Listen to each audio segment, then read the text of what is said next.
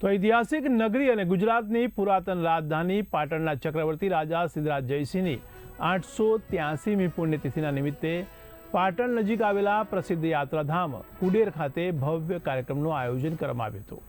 તો પાટણ નજીક આવેલ કુડેર યાત્રાધામ ખાતે બહુચર માતાના પ્રાંગણમાં ચક્રવર્તી રાજા સિદ્ધરાજ જયસિંહની પૂર્ણ કદની પ્રતિમા પ્રસ્થાપિત કરી ભાવભરી શ્રદ્ધાંજલિ અર્પણ કરવામાં આવી હતી।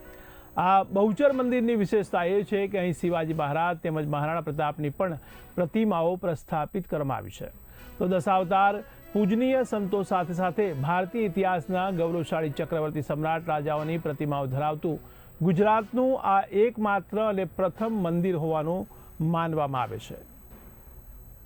સમ્રાટ સિદ્ધરાજ જયસિંહજી સોલંકીની પ્રતિમા પ્રસ્થાપિત કરવામાં આવી।